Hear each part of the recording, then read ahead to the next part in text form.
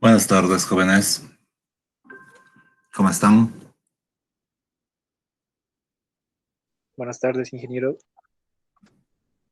¿Todo bien?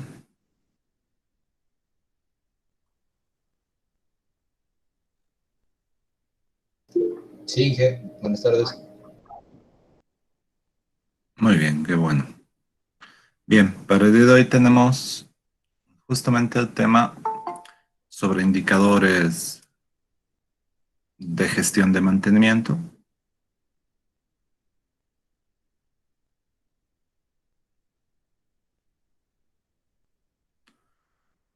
que se encuentra relacionado justamente con poder controlar la gestión de mantenimiento que se pueda realizar en una instalación.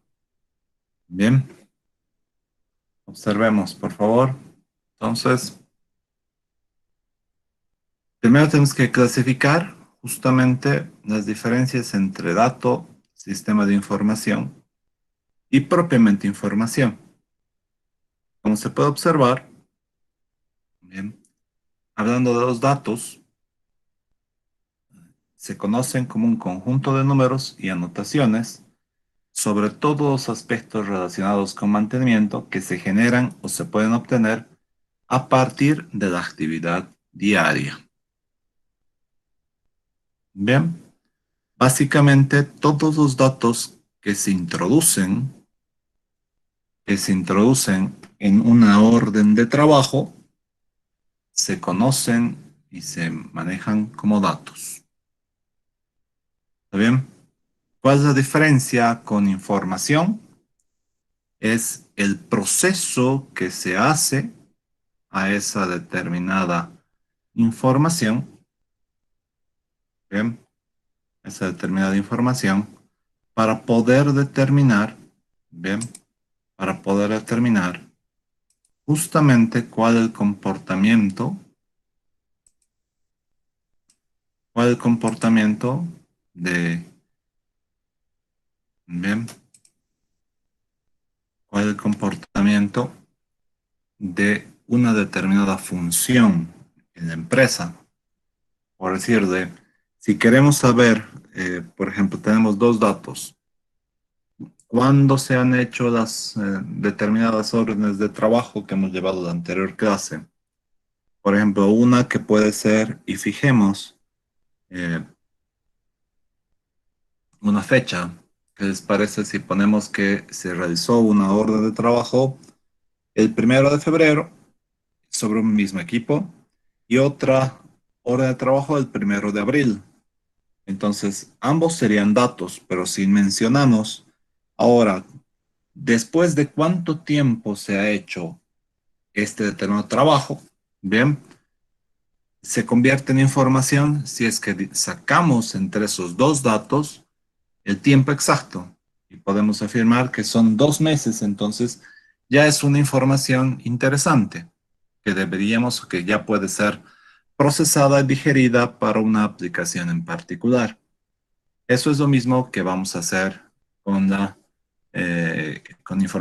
con información sobre todo tipo económica, gastos, número de repuestos, informaciones relacionadas con datos técnicos, todo aquello que puede ser importante para poder gestionar adecuadamente una orden de trabajo, un sistema de gestión de mantenimiento. ¿Está bien? Entonces, ¿qué es un sistema de información?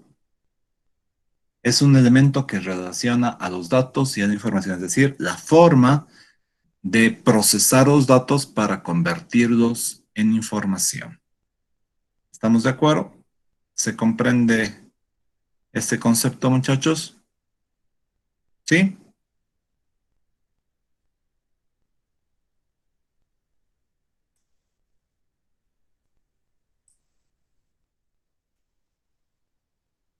Bien.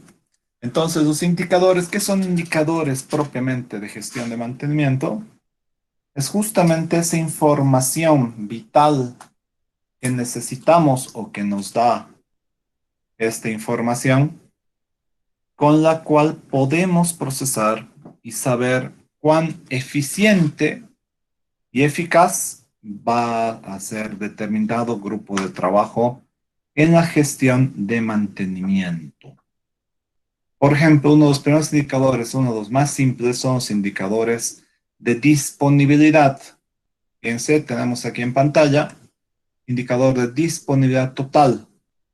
Se relaciona justamente las horas totales de un determinado equipo menos las horas de parada por mantenimiento sobre horas totales.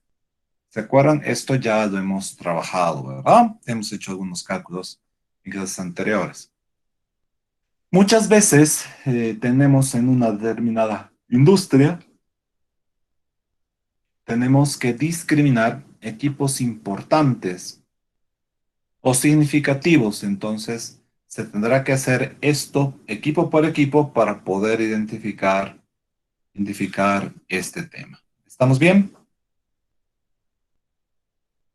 ¿Sí? ¿Se comprende?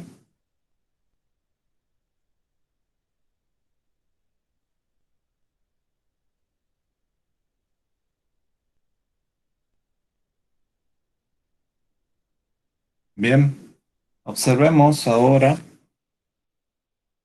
justamente ahora, relaciones con averías, por ejemplo, para saber cómo nos está yendo la disponibilidad versus averías, puede ser necesario discriminar esto.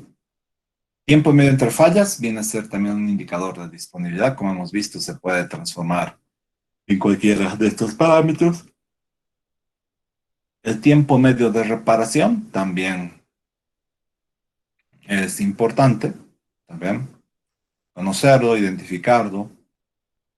Bien, fíjense que ahora tenemos el número o índices de gestión de órdenes de trabajo y va a estar relacionado con el número de órdenes de trabajo generadas en un periodo determinado. ¿Está bien? Sí. Básicamente, la información que facilita este indicador suele ser más representativa cuanto mayor sea la cantidad media de órdenes de trabajo que genera la planta. Bien. También, por ejemplo, tenemos número de órdenes de trabajo generadas por sectores o zonas. ¿Está bien? Entonces, ¿para qué me sirve esto? Para juzgar determinadas áreas de la empresa, bien, para poder saber cómo están encarando los trabajos de mantenimiento. Fíjense que podría ser muy útil para conocer, bien, el rendimiento y comparación entre áreas, para saber quién está haciendo mejor su trabajo. Esto, sin lugar a dudas, va a ser importante y para poder cuantificar en cada uno de los casos, ¿verdad? Sí, lo mismo, y fíjense, no es solamente generar órdenes de trabajo, puede ser, tenemos que juzgar si es que esas órdenes de trabajo han sido terminadas, si administrativamente han sido terminadas, o si se encuentran pendientes y por qué razones. Bien, entiéndanse, hay personas, hay ingenieros que pretenden decir, uy, yo soy muy eficiente porque genero 100 órdenes de trabajo en un mes, cuando el porcentaje de completar las mismas es muy bajo. Entonces, todo esto se juzga, entiéndase, muchachos. Si ustedes comprenden bien estas reglas de juego, ustedes desde el primer día que trabajan en una empresa pueden controlar el funcionamiento de esta. ¿Se comprende? Eso es muy importante que se genere. ¿Está bien? Es muy importante que pueda identificarse y pueda verse cómo hacer este equipo. ¿Está bien? Fíjense, aquí también tenemos clasificación de órdenes de trabajo de emergencia. Bien, si ha habido pocas o ningún tipo de emergencia, también estará relacionada. Bien, bien, se identificará si es que hay suficientes funciones de seguridad, bien, o que el estado de la planta es fiable o bajo qué escenario podemos llegar a tener en cuenta por qué han habido tantas emergencias. Es un parámetro que podría ser muy interesante para analizar, muchachos. Bien, también las sumas de horas estimadas en cada uno de los trabajos pendientes de realización. Este es un parámetro también muy importante. ¿Está bien? El índice de cumplimiento de la planificación, importantísimo. Fíjense, aquí tenemos cuántas horas de trabajo se han acabado y en qué momento sobre las órdenes totales. Esto te juzga, te repito, no solo al que ejecuta las órdenes de trabajo, sino al que planifica las órdenes de trabajo, porque su trabajo es sumamente importante. ¿Está bien? Fíjense, aquí tenemos, ¿y qué sucede si es que hay desviaciones, por ejemplo? ¿Cuánto tiempo se está desviando? Entiéndase, ustedes algún día van a ser directores de obra. En función a estos datos, se les va a juzgar su trabajo, si es que hacen bien o no hacen bien su trabajo. Siempre es importante que tomen en cuenta esto, porque en función de esos datos, ustedes pueden básicamente o ser buenos alumnos o ser malos alumnos en su trabajo, ¿no? ¿Me entienden? Gracias a eso, pues básicamente pueden que un trabajo sea para siempre o puede que un trabajo sea solo de unos cuantos meses y nunca más. ¿Ven? Tienen que siempre, con mucha inteligencia, hacer su mejor esfuerzo y por sobre todo comprender las reglas del juego, porque estos indicadores son las reglas del juego. ¿Está bien? Los costos también se controlan, no es solo gastar sin medida, sino hay que saber en qué gastar y poder distribuir adecuadamente los recursos. Bien, como les dije, como ingeniero recibes muy poca formación en administración, pero desde el primer día que estás en una fuente laboral, lo que más haces es administración. ¿Está bien? ¿Se comprende ese razonamiento?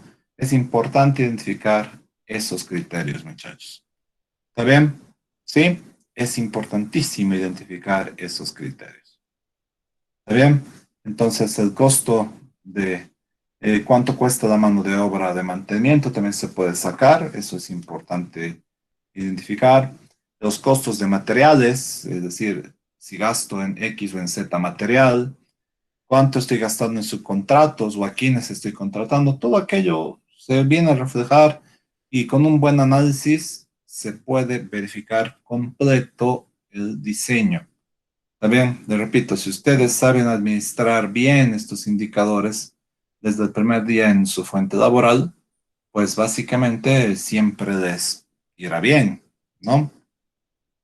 Por ejemplo, aquí índices de proporción de tipo de mantenimiento, de mantenimiento programado, de correctivo, emergencias, para poder decir, están programando bien las tareas, porque si hay mucho correctivo o hay mucha emergencia, pues pareciera que no están programando bien mantenimiento, ¿verdad? Entonces, todo eso es importante que se identifique, muchachos, y es importante que ustedes sepan controlar.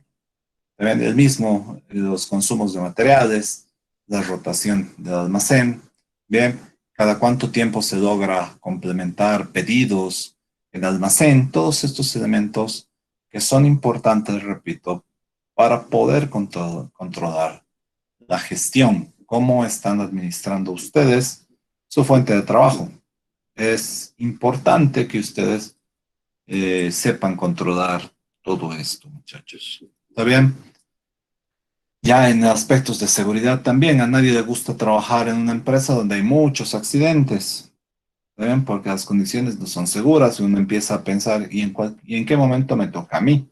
Y todo esto es importante que ustedes también sepan controlar. ¿Está bien? ¿Sí? Objetivo de estos indicadores, aquí tengo un momento, es tratar de controlar las diferencias que pudieran haber, ¿bien? Diferencias versus lo planificado o de un parámetro que yo considere como normal de resultado de estos indicadores. En función de esos resultados, juzgaré si el personal que tengo está haciendo un buen trabajo o no está haciendo un buen trabajo. Eso es realmente importante, muchachos, que ustedes lo sepan controlar. ¿Está bien? ¿Se comprende, muchachos?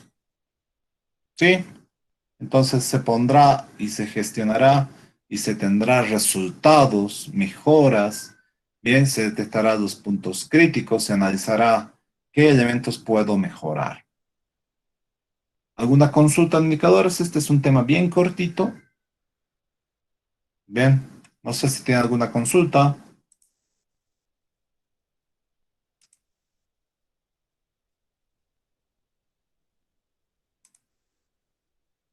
¿Ninguna?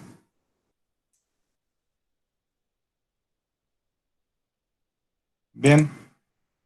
Antes de pasar al mantenimiento eléctrico, porque ahora Estamos, como saben bien, todos los semestres cambiamos la materia. ¿Está bien? Todos los semestres va a haber siempre temas nuevos. Ahora estamos metiendo temas de generación. ¿Está bien? Entonces vamos a llevar algunos aspectos de generación muy cortitos, ¿está bien? Antes de entrarnos en subestaciones. ¿Estamos de acuerdo? ¿Está bien? Vamos a llevar algo de conocimiento, un pequeño repaso de lo que es una central de generación, muy cortita para poder entrar después en subestaciones que es propiamente mantenimiento eléctrico. ¿Estamos de acuerdo? ¿Alguna consulta hasta aquí, muchachos?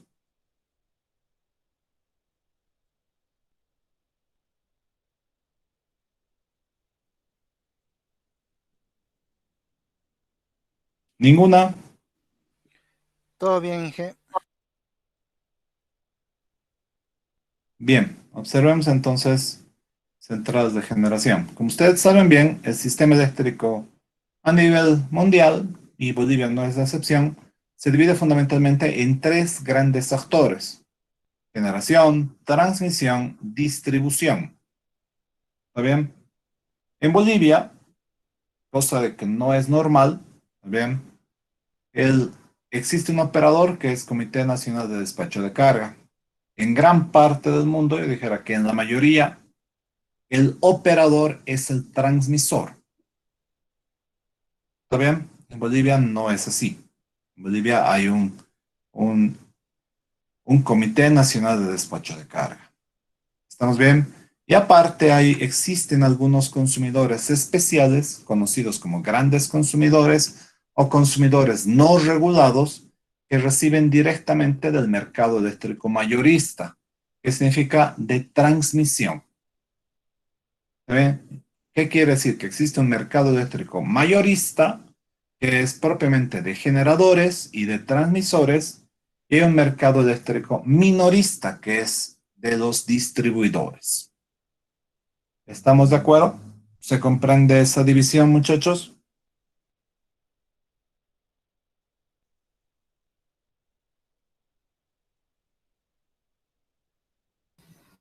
Inge, y una pregunta, ¿el comité de despacho específicamente de qué se encargan ellos? De operar todo el sistema, de decir cuánta generación tiene que haber cada hora del día, cada minuto, ¿está bien? Hacer un predespacho de energía, ¿está bien? Buscando además el menor costo de electricidad diaria y sabiendo y administrando qué máquinas, desde generadoras, transmisoras y distribuidoras, se encuentran en mantenimiento o indisponibles para poder planificar su actividad. ¿Estamos de acuerdo? Inge, una consulta. Sí, ingeniero, gracias. Sí. En este caso, los órdenes de trabajo que se realizan, digamos, en los centros de generación, pasa por este comité. Se informa al comité para ver si en el momento de que se esté informando hay unidades que pueden reemplazar o hacer el trabajo de esas generadoras o de esa línea de transmisión, y el consumo, es decir, el cliente final, que es el que consume energía eléctrica, no va a quedar sin servicio.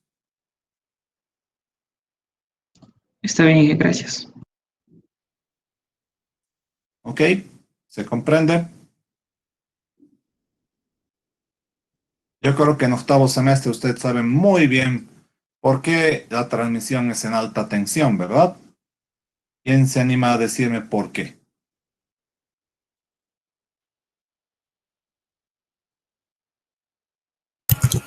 Es para reducir las pérdidas por efecto Joule.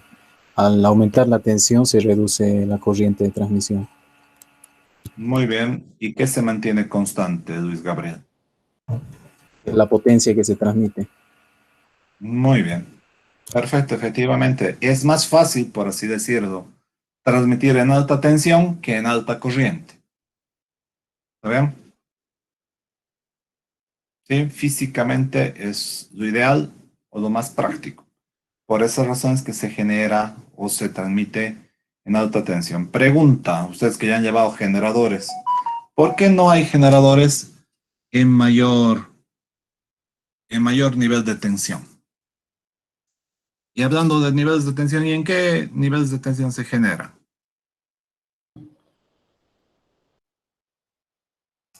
10 kilovoltios, 11 kilovoltios. Perfecto, muy bien. Sí. Deme unos segundos, por favor. Bueno, en sí. Pero ¿por qué se generan esos niveles de tensión? Existe hasta 33 kilovoltios generación. ¿Pero por qué? ¿Por qué no más? ¿Por qué no directamente en 115 o en 230 o hasta en 500?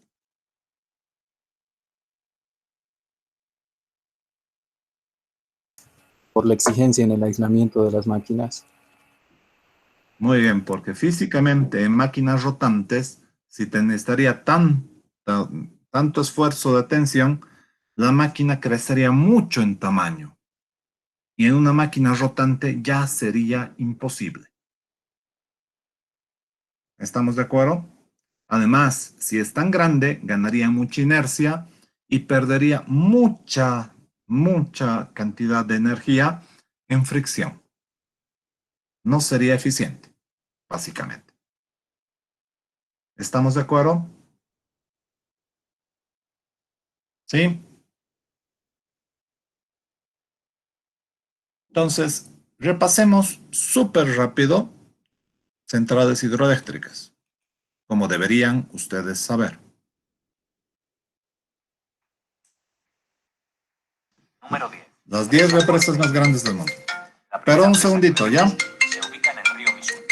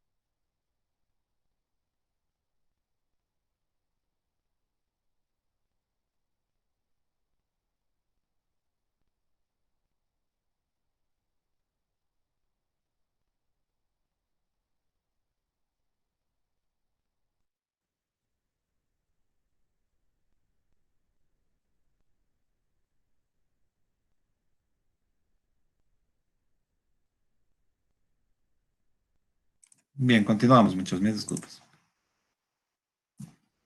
Número 10. Presa Forbeck. La primera presa que veremos se ubica en el río Missouri y tiene una capacidad de almacenamiento de poco más de 22.000 millones de metros cúbicos. El lago artificial creado por esta presa ocupa cerca de 98.000 hectáreas y está provisto de un sistema de generación eléctrico capaz de generar cerca de 185.250 kilovatios. Su construcción duró aproximadamente 8 años y fue necesario trasladar grandes distancias, cerca de 96 millones de metros cúbicos de material de relleno, así como el uso de casi 1.000 metros cúbicos de hormigón. Número 9. Presa Oahe. Ubicada también en el cauce del río Missouri en Estados Unidos, tiene una capacidad de almacenamiento de 28,5 mil millones de metros cúbicos de agua y da origen a un lago de cerca de 1.500 kilómetros cuadrados. Alcanza una altura de aproximadamente 74,5 metros y una longitud de coronación de cerca de 2.900 metros. Para su construcción se requirió un megaproyecto de excavación en roca sólida y se utilizaron cerca de 800.000 metros cúbicos de hormigón, tardando cerca de 14 años en culminar su construcción. Al igual que la presa Garrison, hoy en día el Cuerpo de Marines de los Estados Unidos tiene el control y la administración de este complejo, limitando las actividades de pesca y ocio en sus instalaciones. Número 8. Presa Itaipú. Construida en el cauce del río Paraná, esta presa marca uno de los puntos fronterizos entre Brasil y Paraguay. Se encuentra en esta posición entre las otras presas que veremos al poder almacenar cerca de 30.000 millones de centímetros cúbicos. Su construcción estuvo a cargo de los gobiernos de ambos países, que hasta el día de hoy comparten su soberanía. Además cuenta con una altura de 196 metros y una increíble longitud de corona de cerca de 8.000 metros. Se requirieron cerca de 14 años y necesitó la excavación de aproximadamente 24 millones de metros cúbicos, empleándose aproximadamente 12 millones de metros cúbicos de hormigón. Dentro de sus instalaciones se encuentran cerca de 20 turbinas hidroeléctricas capaces de generar cerca de 14.000 megavatios, que abastecen a gran parte de Paraguay y a una amplia zona de Brasil. Número 7. Presa Garrison, en los Estados Unidos. En el séptimo lugar encontramos una de las presas más emblemáticas de los Estados Unidos, alcanzando una capacidad de almacenamiento cercana a 30.000 millones de metros cúbicos. Construida a finales de la década de los 40, cuenta con una altura de 64 metros y una longitud de coronación de 3.450 metros. Además posee una capacidad de generación eléctrica de 600 megavatios. Hoy en día su uso para el ocio es muy limitado, principalmente debido a, como hemos dicho, a que la presa está administrada por el Cuerpo de Marines de los Estados Unidos y es sede de prácticas de diversos cuerpos de élite del país. Número 6. Presa Hoover, en los Estados Unidos. Puede que por el nombre esta sea la presa más popular de las que vamos a hablar. Sin embargo, su capacidad y dimensiones la posicionan en la sexta posición. Construida con un triple propósito: generar electricidad, evitar inundaciones y almacenar agua suficiente para riego. Esta presa posee una altura de 220 metros y una longitud de coronación de 380 metros. Alzada en el Cañón Negro del río Colorado entre los años 1931 y 1936, esta presa alcanza a almacenar cerca de 36.000 millones de metros cúbicos de agua que crean el lago Mead, de cerca de 642 metros cuadrados. Número 5. Presa de las Tres Gargantas, en China. Considerado el mayor proyecto de presas del mundo, su construcción supuso la excavación de al menos 103 millones de metros cúbicos de roca y requirió el vaciado de cerca de 30 millones de metros cúbicos de hormigón. Su tamaño y capacidad de almacenamiento la ubican como la quinta presa más grande del mundo, alcanzando una capacidad total de cerca de 40.000 millones de metros cúbicos de agua. Fue pensada para ser una presa multipropósito. Por un lado, posee una capacidad para control de inundaciones de cerca de 33.000 metros cúbicos por segundo, así como una planta de generación eléctrica que alcanza a producir cerca de 22.500 megavatios. Número 4. Presa Ataturk. Su diseño y construcción se llevó a cabo entre los años 1986 y 1995, sobre el Éufrates, en territorio de Turquía. Está considerada como la cuarta presa más grande del mundo, alcanzando una capacidad de carga de 48.000 millones de metros cúbicos usados para abastecer de riego a cerca de 700.000 hectáreas de tierras cultivables. Cuenta con una altura total de 169 metros y una longitud de coronación cercana a los 1.700 metros. Todo esto le permite almacenar cerca de 48.000 millones de metros cúbicos. En su interior se encuentra instalada una serie de turbinas generadoras de electricidad con una capacidad de producción total de 2.400 megavatios, que provee de electricidad a cerca del 30% de la población turca. Número 3. Presa WACB. Localizada en el cauce del río Paz, en la Columbia Británica, su construcción creó el enorme lago Williston, con una capacidad de almacenamiento de agua cercana a los 74.000 millones de metros cúbicos, haciendo a esta presa la tercera más grande del mundo. Cuenta con una altura total de 183 metros y una longitud de coronación de aproximadamente 2.000 metros. Su construcción tardó cerca de 6 años y posee una modesta capacidad de producción eléctrica de 2.790 megavatios. Aunque su fuerte no es la producción eléctrica, su construcción fue necesaria debido a las constantes inundaciones que generaba el río en los pueblos a su paso. Número 2. Presa Guri. Construida al sur de Venezuela en 2 etapas durante los años 1963 y 1986, esta presa es la segunda más grande del mundo en capacidad de almacenamiento, alcanzando una capacidad máxima de 135.000 millones de metros cúbicos. Su lago cubre cerca de 4.000 kilómetros cuadrados y los generadores instalados en su interior generan cerca de 10.000 megavatios y abastecen a cerca del 70% de las necesidades eléctricas de este país. Su estructura es de hormigón armado y tiene una longitud de coronación de 1.300 metros y una altura total de 16. Su lago es aprovechado para la pesca deportiva y sustenta la alimentación de al menos la zona oriental de este país. Número 1. Presa Akosombo. Ubicada al sur de Ghana, esta es la presa con mayor capacidad de almacenamiento de agua del mundo, alcanzando los 144.000 millones de metros cúbicos de agua. Además, produce un inmenso lago artificial de cerca de 8.500 kilómetros cuadrados. Fue construida entre los años 1961 y 1966, y tanto su diseño como su construcción estuvieron a cargo de la empresa italiana Impregilo. Durante su proceso de construcción se necesitaron cerca de 12 millones de metros cúbicos de material y en su interior se instalaron 6 generadores de 128.000 kilovatios cada uno. Hoy en día, además de ser una de las principales fuentes de energía para este país, sirve de sustento para aproximadamente 500.000 de ghaneses que viven de la pesca y las zonas turísticas construidas a su alrededor. ¿Qué tal, muchachos? Interesante, ¿no? Como usted sabe, existen centrales eléctricas de alta, media y baja presión. ¿A qué se refiere? Fundamentalmente por la altura del salto hidroeléctrico. ¿Está bien? En saltos mayores a 200 metros se utiliza fundamentalmente una turbina de tipo Pelton o una Francis lenta. En salto de media presión, fundamentalmente que está entre 20 y 200 metros, y están asociadas fundamentalmente a Francis medias o a Francis rápidas. ¿Está bien? Y las centrales de baja presión fundamentalmente son con alturas menores a 20 metros. ¿Está bien? Se utilizan normalmente las turbinas Francis extra rápidas, ¿bien? Turbinas hélice y por sobre todo las turbinas Kaplan, que seguramente ustedes ya conocen bastante de esto, ¿verdad? Entre clasificaciones internas también existen las centrales hidroeléctricas de agua corriente o centrales de pasada, es decir, que básicamente funcionan mientras exista agua en el río, que es típicamente una zona de lluvias, es la zona lluviosa, ¿verdad? La época o la estación de lluvias, ¿verdad? Y existen las centrales embalsadas, es decir, donde hay una represa de por medio.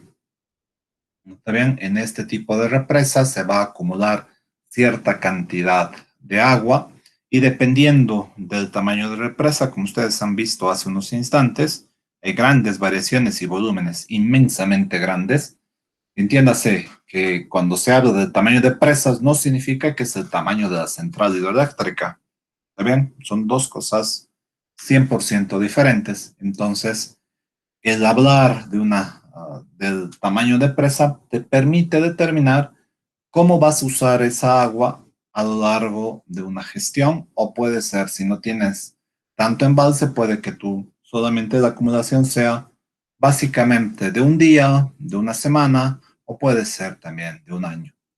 ¿Estamos bien? Sí, fíjense, las disposiciones son muchas, existen muchas partes, desde un elemento, por ejemplo, donde se existe una toma o captación de agua, ¿saben? El desvío, los canales, una tubería de presión o tubería forzada, como ustedes quieren entender, hasta propiamente la casa de máquinas o la cámara de turbinas. Bien, mientras también tenemos, por ejemplo, las centrales de pie de presa, que se encuentran básicamente de embalse, bien, la toma de agua, la tubería forzada y directamente ya tenemos la turbina. Entonces, dependiendo del diseño y las expectativas de cantidad de energía, dependiendo del caudal que se tiene en la central, tenemos justamente el aprovechamiento. Rápidamente veamos algunas disposiciones rápidas que se tienen, muy simple. Por favor, esto es, como repito, esto es un mini resumen para que ustedes después lo puedan utilizar. Bien, la primera disposición. Bien. La primera disposición que se tiene, bien, podemos observar que aquí tenemos la presa, el canal de derivación, ¿estamos bien? La cámara de presión, ¿correcto? La tubería propiamente de presión, propiamente la casa de cámaras o de casa de máquinas, donde está propiamente la central, la tubería de desagüe y el parque de alta tensión. Podemos observar, fíjense, bien, todas estas disposiciones podemos observar con este ejemplo. Observemos, por favor, porque esto es lo bonito que se puede hacer hoy en día y la tecnología así nos lo permite. Veamos un ejemplo de esta primera disposición. Planta general de la central de Sequeiros sobre el río Sil, que corresponde a Iberdrola Generación. Es la planta general de la central de Sequeiros. Bien, el salto se forma por una presa que remansa las aguas del río Sil y las deriva por un canal de 300 metros de longitud. Aquí está, fíjense, aquí está el río, aquí está la presa que se puede observar aquí. Y tenemos justamente los canales que van propiamente, fíjense, aquí están todos los canales que van propiamente a la central. Observemos justamente cómo está la toma de agua viene, los canales, se observa los canales. Aquí se puede ver los canales. Propiamente llega un punto donde ya hay tubería forzada hasta propiamente la casa de máquinas. ¿Estamos bien? Correcto. Al final del cual existe una chimenea de equilibrio en donde se bifurca en las tres tuberías forzadas que alimentan las turbinas de la central. El salto tiene una altura de 19,1 metros y una potencia total de 22,5 MVA. Se emplean tres turbinas Kaplan de 8.550 caballos de vapor de potencia unitaria. ¿Estamos bien? Observen por favor las fotografías, les voy a hacer una ampliación para que puedan observar con total detenimiento cómo funciona. Analícenlo por favor para que podamos identificar todo este concepto.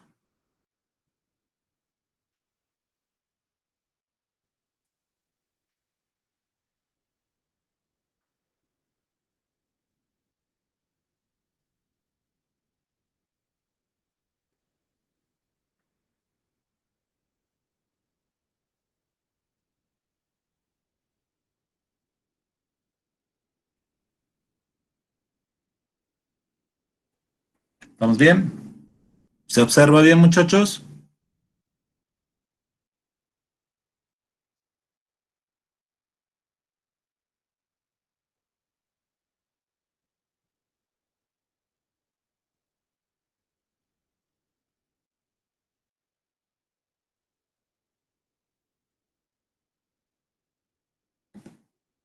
¿Sí? ¿Se observa el canal? Gente, fíjense, aquí está justamente ya la salida de la casa de máquinas. ¿Estamos bien? Fíjense el canal, cómo se ve por aquí. Por aquí va el canal, ¿verdad? Aquí está propiamente ya la subestación para elevar a alta tensión. ¿Estamos de acuerdo? ¿Se comprende, muchachos?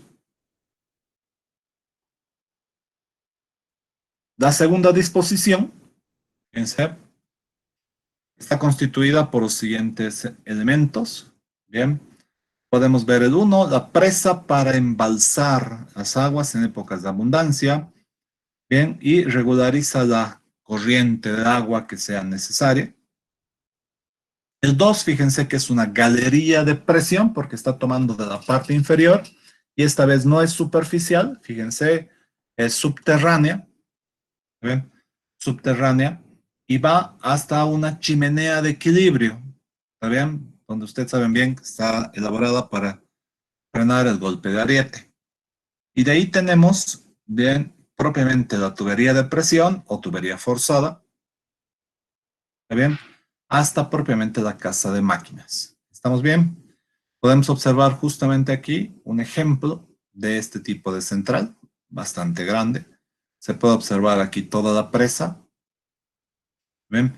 Que es la central de Bao Puente Vivey sobre el río Vivey, que le pertenece a la empresa Iberdrola. Sistema formado por la presa Bao, cuyo embalse constituye la regulación del sistema. Una galería de presión que toma el agua de dicho embalse, cuya longitud es de 8.900 metros y cuyo diámetro es de 4,8 metros. La correspondiente chimenea de presión con cámara inferior subterránea y cámara superior exterior. Tubería forzada subterránea de 370 metros de longitud y 4 metros de diámetro. La central, que también es subterránea, fíjense aquí está la central, constituida de 4 turbinas Francis de 100.000 caballos vapor y un canal de desagüe subterráneo de 1.700 metros de longitud, que restituye el agua de embalse Montefurado. El salto tiene una altura de 362 metros, o sea, es una altura importante, y una potencia máxima de 410 MVAs. ¿Qué tal? Simpática, ¿no? Una vez más, les dejo una ampliación para que puedan observar la magnitud de esta obra de ingeniería.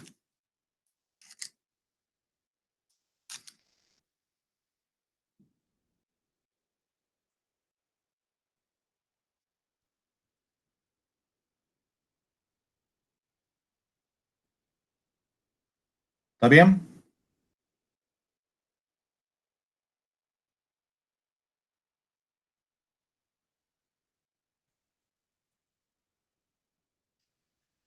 Tenemos la tercera disposición. Fíjense, tenemos aquí la presa. Bien, la tubería de presión, fíjense que la tubería está saliendo directamente de la presa. ¿Está bien? Tenemos directamente que pasa hacia la central y ya tenemos el canal de desagüe. ¿Estamos bien? Sí, por ejemplo, aquí como ejemplo tenemos esta central que vamos a ver en fotos en este instante. Dice, perfil longitudinal de aprovechamiento hidroeléctrico de Pontemauros. ¿Está sobre el río Ulla, que esta vez pertenece a la empresa Unión Fenosa Generación. Consta de una presa no representada en la figura por estar situada delante del corte dibujado. Una toma de agua en el fondo de la presa. ¿Bien? Una tubería forzada subterránea de 103 metros de longitud, bastante grande. ¿Está bien? Y 5,7 metros de diámetro. Una central también subterránea con 2 turbinas Francis de 53.000 caballos vapor y una galería de desagüe de 160 metros de longitud. Aquí está su galería de desagüe. El parque de distribución de alta tensión está situado en el exterior, sobre la central con la que se comunica por medio de un pozo de cables de 5 metros de diámetro y 77,3 metros de altura. El salto neto máximo es de 81,25 metros y una potencia central de 95 MVA. Observemos justamente las fotografías de cómo está dispuesta esta central. ¿Estamos bien? Fíjense, aquí está la represa, aquí está la toma de agua. ¿Ven? Aquí se puede observar justamente cómo viene un canal de desagüe, ¿correcto? Y cómo entra directamente a una central subterránea. Dentro de la central se puede observar justamente cómo están dispuestos los generadores y propiamente cómo es el ingreso de los operadores de la central al interior de la misma. ¿Está bien? ¿Se ve bien, muchachos? ¿Consultas?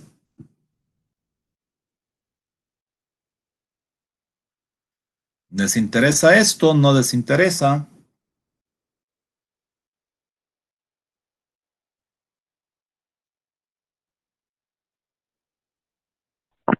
Sí, Inge, es bien interesante. Inge, tenía una consultita sobre las represas de esto.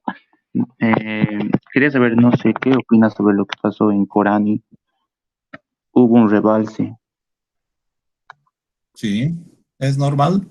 Funciona 100% normal.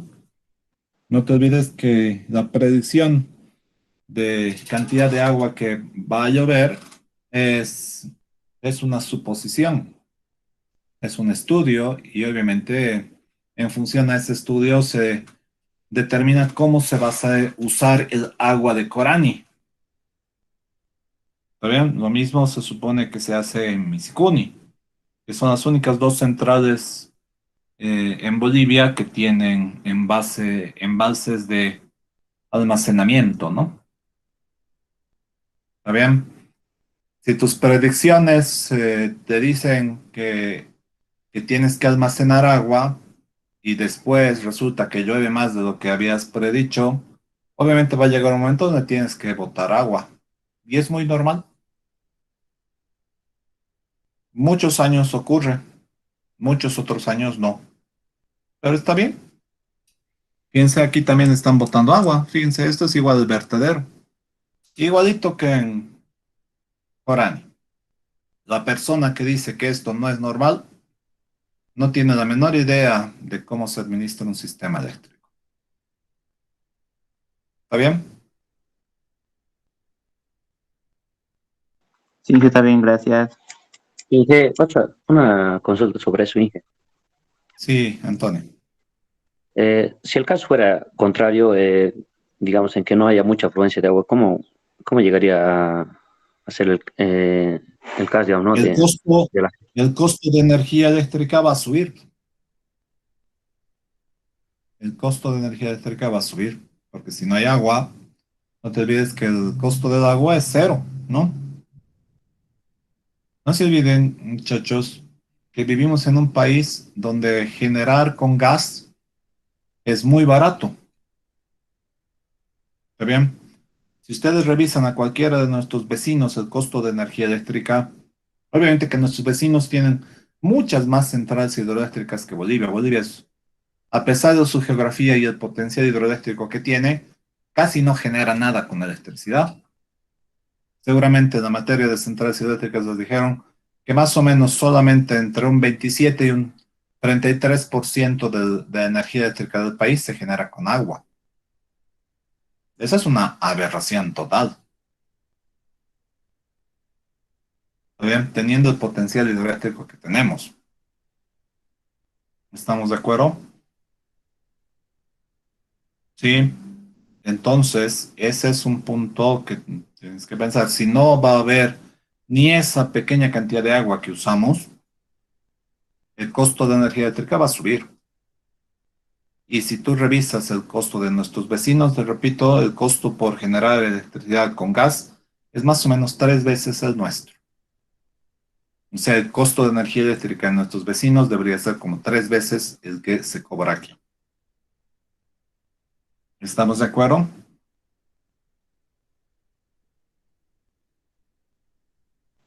Sí, Inge.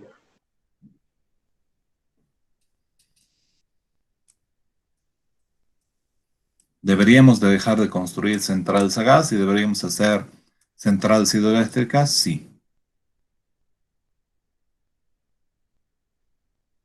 Inge, disculpe, Y una consulta. ¿Y por qué hay esa tendencia respecto a seguir fomentando centrales a gas y no y no hidroeléctricas? porque el medio ambiente se ha puesto de moda y no se da cuenta que es más dañino para el medio ambiente si se generara gas. Y obviamente que usted seguramente en centrales hidroeléctricas que ya han tenido que llevar, porque es de hace 2 semestres anteriores, el impacto de una central hidroeléctrica es grande, sí, es bastante grande, pero es un impacto inmediato. En un mediano plazo, ese impacto se reduce o prácticamente se anula. ¿Está bien? Mientras en gas, desde el día 1 hasta el día 100 o al día 1000, el impacto va a ser el mismo. ¿Estamos bien? Sí, Inge, gracias.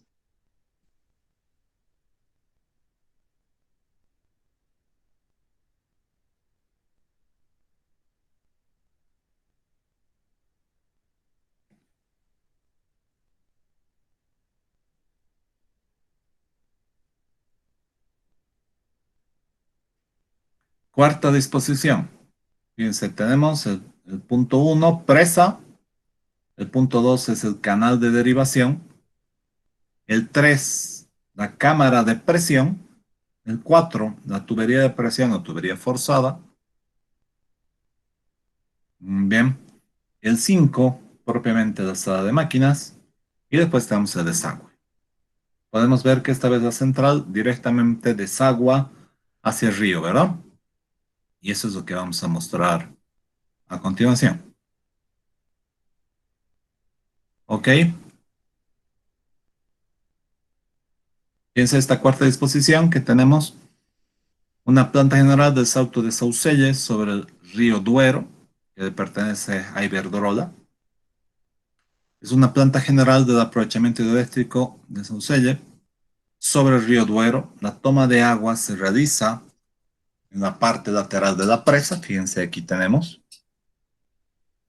¿Sí? El agua se conduce por 2 canales subterráneos a 236 metros de longitud. Aquí tenemos. Bien. Y casi 9 metros de diámetro hasta el depósito de extremidad, a este punto, equivalente a la cámara de presión, donde por 4 tuberías forzadas de 5,7 metros de diámetro, se lleva la central excavada parcialmente en roca y constituida por 4 turbinas Francis. ¿Estamos bien? Correcto. Las 4 turbinas son de 86.500 caballos de vapor y una central dice de 300 MVA. ¿Está bien? Fíjense las fotografías, igual son tremendamente elocuentes, hermosas, de cómo está esta disposición.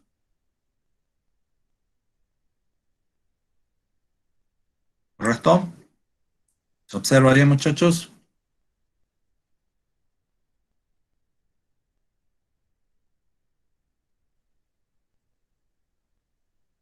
Hacemos una ampliación.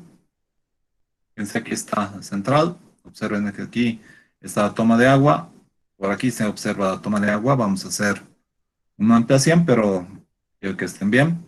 Y aquí está propiamente las turbinas y aquí está la subestación, ¿no? Vamos a hacer una ampliación para que se observe con lujo de detalles esta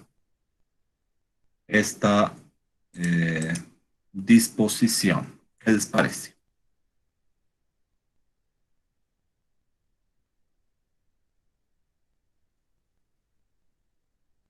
¿Estamos bien? ¿Se observa bien, muchachos? Fíjense, aquí está una foto de un poquito de mayor resolución, pero ya no se ve la toma de agua. ¿Cómo se está generando todo esto?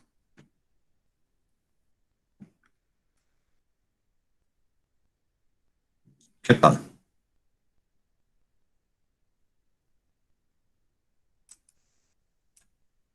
Fíjense, aquí también se está vertiendo agua.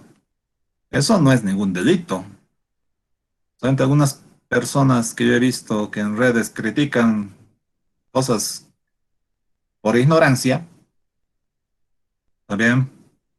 Y lamentablemente hay personas que le siguen porque no saben de esto, ¿no? ¿Ok? Es muy normal, ocurre en todos los países, porque nadie sabe con precisión cuándo va a llover, ¿verdad? Puedo predecir o intentar predecir con exactitud solo el de arriba, ¿verdad? ¿Se comprende, muchachos?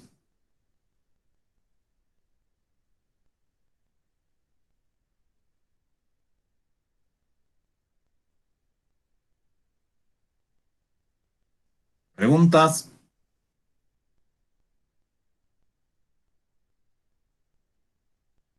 Hermosas esas fotos, ¿no? Sí, ingeniero, interesantes. ¿Así vieron centrales hidroeléctricas o con dibujitos nomás? Con dibujitos nomás. No, también nos mostraba videos el ingeniero e incluso nos pasó un video de, creo que lo de una central donde había explotado un generador. Ya. Me acuerdo que estaba interesante también. Muy bien. En esta quinta disposición dice, es una central mucho más sencilla, cada vez que subimos en disposición es una central mucho más sencilla.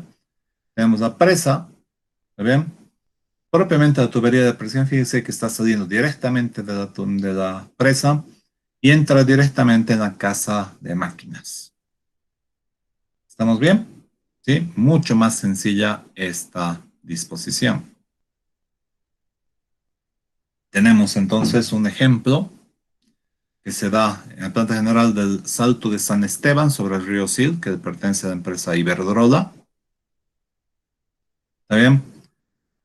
Está constituido por una presa de 115 metros de altura. La toma de agua se realiza al pie de presa, como pueden observar aquí.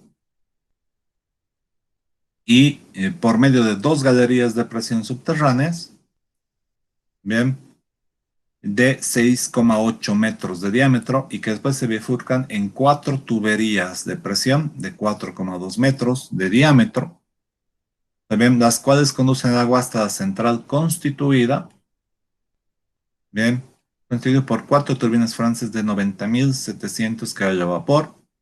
La central está parcialmente excavada en roca y en su parte superior está situado el parque de distribución. Bien. El salto bruto es de 104 metros de alto y la potencia total instalada es de 331,85 MVA. Observemos, fíjense, la central. Se observa bien, ¿correcto? Las fotografías no deja observar la toma de agua, pero sí se ve con total nitidez cómo está saliendo el agua generada, ¿verdad? ¿Estamos bien? Sí, aquí está la casa de máquinas. Fíjense el tamaño de los generadores. ¿Está bien? Sí.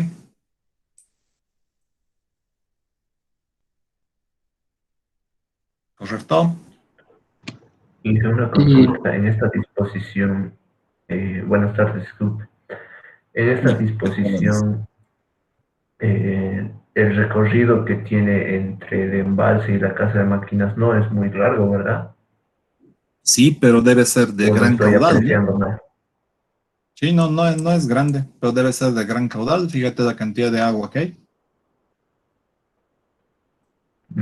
Sí. No te olvides que la potencia de una central eléctrica es 9,8 por Q por H, ¿verdad? Sí. Q caudal, H altura. O tienes altura o tienes caudal. Tienes caudal. ¿Está bien? Sí, está bien, gracias. Perdón, Inge, ¿puede enfocar en la subestación que está ahí? Porque a lo que estoy viendo está sobre un edificio, ¿verdad? Sí, Y 100%. su sistema de malla de tierra, Inge.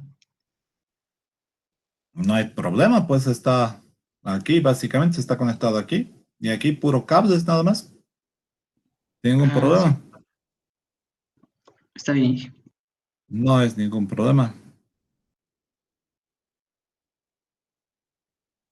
¿Ok?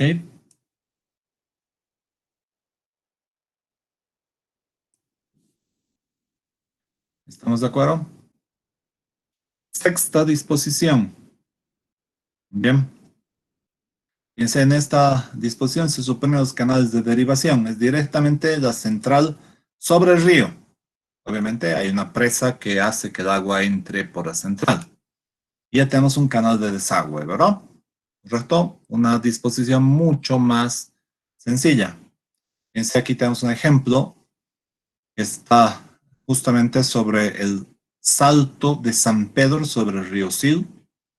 El aprovechamiento hidroeléctrico de San Pedro sobre el río Sil, la central está situada aguas arriba de la presa y el agua llega directamente a la sala de turbinas,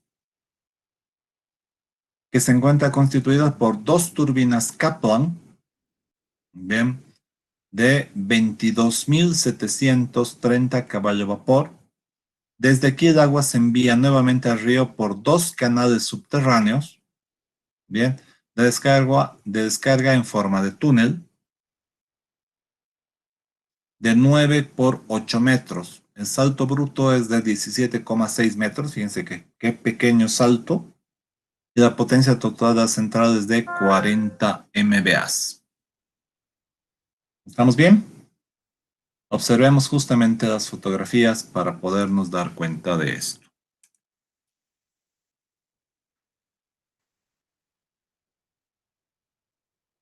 ¿Está bien? ¿Se comprende, muchachos?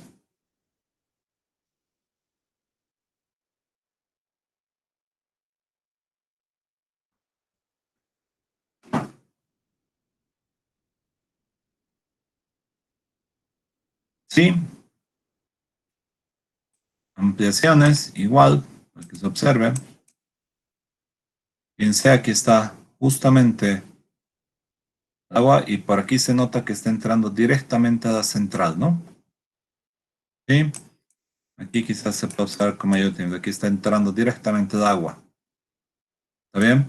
Sí, y por aquí sale, ¿no? Y aquí está viendo rebalse, ¿no? Está el sistema de esclusas para poder verter el agua sobre la central. ¿Estamos de acuerdo?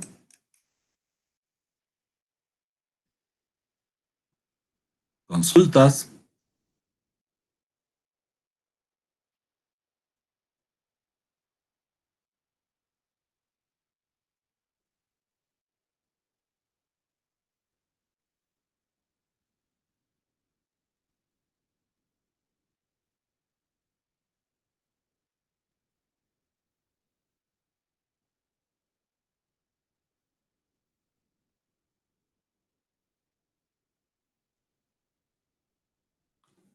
¿Sí? ¿Se comprende? Séptima disposición y última. Bien, se denomina centrales de pie de presa. No hay canal de derivación, ni tubería de presión, ni canal de desagüe. Bien, lo que simplifica extraordinariamente la construcción de la central, que está constituida directamente formado por un conjunto con la presa. Por general se trata de centrales de agua corriente. Bien, para pequeños saltos, los elementos constitutivos de una central de este tipo son los siguientes. Directamente la presa, propiamente la central, que pueden observar que está aquí, y el parque de alta tensión. Observemos un ejemplo de esta disposición. Tenemos aquí la central de Villalcampo sobre el río Duero, bien, que pertenece a la empresa Iberdrola. La toma de agua se realiza directamente en la presa por medio de 3 tuberías forzadas de muy corta longitud, bien, y 5 metros de diámetro. ¿Está bien? Y que conducen el agua hasta 3 turbinas Francis de 44.750 caballos vapor. El parque de distribución está situado en las inmediaciones de la central. El salto útil es de 37 metros y la potencia total de la central es de 96.000 o 96 MVA. podemos observar justamente las imágenes. Esta es muy elocuente. ¿Se puede observar?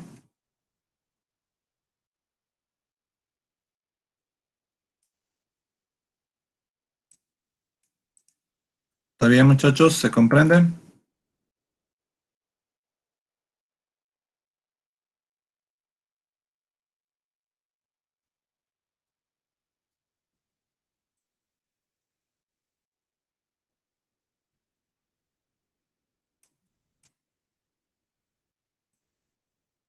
¿Se observan?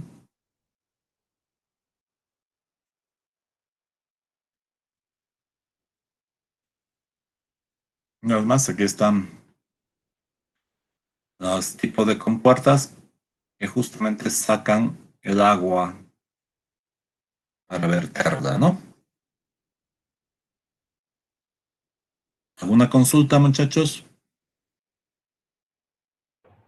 Una parte es la que se aprovecha y una parte es la que pasa por el vertedero, Inge. Cuando hay mucha agua. Cuando hay mucha Está bien. agua y ya está en riesgo la estabilidad de la presa, se bota esa agua, ¿no? Está bien, gracias, Inge. Perdón, hice una consulta. Dime, Daniel. Respecto a, digamos, las centrales con embalse, tenemos, ¿no ve? La válvula que va a empezar a regular la velocidad o el caudal para hacia las turbinas. En caso de los de pasada, en esta séptima disposición, No te ¿cómo olvides regulan, que digamos? la válvula no regula el caudal. La válvula es un cierre freno, o sea, son lentas. Las que regulan el caudal en turbinas Pelton son las toberas, los inyectores de las toberas. Las turbinas Francis y turbinas Kaplan son los álabes directores en la cámara tipo caracol que direccionan la cantidad de agua que va a entrar en la turbina. No es verdad que las válvulas direccionan o dimensionan la cantidad de agua. No es verdad. Sí, que me confundí. Pero en ese caso, en este tipo de embalses, en la central de embalse, con embalse, la válvula es el que, digamos, cierra, ¿no ve? Y, digamos, protege a la turbina. Sí, En aquí caso de debe que, haber compuertas. sí, Exactamente, aquí debe haber compuertas. en caso de este es de Estas, pasada, lo mismo, idéntico, tiene compuertas. Puedes observar en esta disposición, que está aquí más grande. Fíjate, en la toma de agua tiene que haber compuertas. ¿Está bien? Repito, esto es solamente, o sea, en otro día que ustedes quieran podemos ver con más detalle esto, esto es la partecita de un curso justo de centrales que doy en otra universidad. ¿Está bien? Pero este es un resumen bien cortito, básicamente ya hemos terminado. Centrales hidroeléctricas. ¿Por qué? Porque después tenemos que ir a las máquinas eléctricas. ¿Está bien? ¿Sí? Tienen una compuerta. Esa compuerta frena la cantidad de agua que va a entrar en la tubería. ¿Ok? está bien, gracias.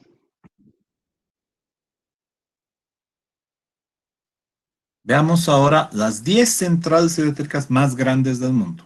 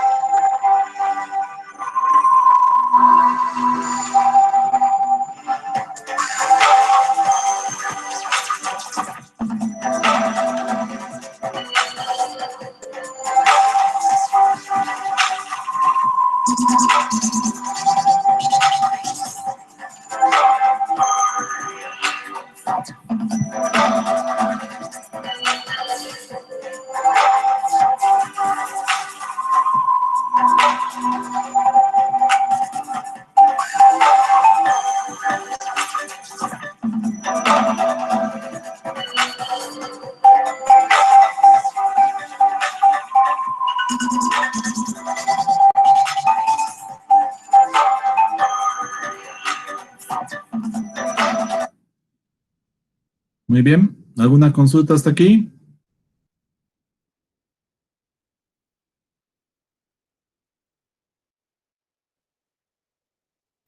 Ingeniero, una preguntita. Bueno, Sí, dime, de acuerdo dime. al video del top, China se lleva la flor porque China tiene las cinco hidroeléctricas que están en el top. Semejante cantidad de población, pues, obviamente tiene que ser así, ¿no? ¿Cómo? No existiría otra manera. Sí, ingeniero, y una consulta más, o sea, los proyectos que están paralizados de las hidroeléctricas, ahora están con Ujú. algún plan, tal vez en volver a dar cursos, ¿es cuestión del gobierno, de las empresas, o por qué no se Del puede dar gobierno. cursos? Todas estas cosas son gubernamentales, pero desconozco si hay planes de reactivarlo o no. Tendría que existir, porque generar energía eléctrica con gas no debería ser nuestro objetivo. Aparte que el gas se está terminando, ¿no? ¿Y qué hacemos después de eso? Está bien, ingeniero, gracias. Inge, disculpe una preguntita. Sí, dime, Antonio. Mm, y en Bolivia, hasta la fecha, ¿cuál sería la central hidroeléctrica que abastece más, digamos, al sistema de interconexionales? La más grande como aprovechamiento hidroeléctrico, porque como central no lo es, pero sí como aprovechamiento hidroeléctrico, la más grande es Corani. Es decir, el aprovechamiento, Corani, Santa Isabel, San José 1, San José 2. ¿Está bien? Sí, gracias, Inge.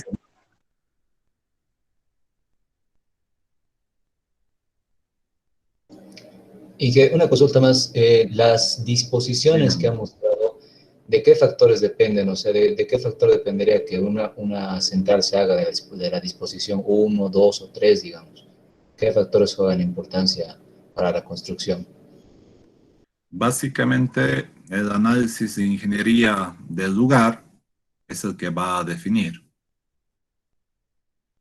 ¿Está bien? Es decir, la disposición, dónde está la energía, puedo hacer presa, puedo hacer canal de derivación, o sea, la geografía y la geología de cada uno de estos elementos es el que se va a tomar en cuenta.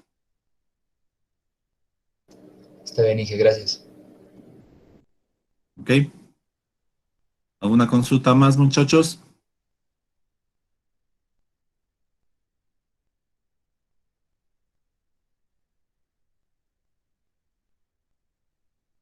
Si no hay más consultas, pues por nuestra clase de hoy hemos terminado. Ya mañana nos toca centrales de generación térmica. Repito, es un mini resumen, porque esto es mantenimiento, no es centrales. ¿Ok?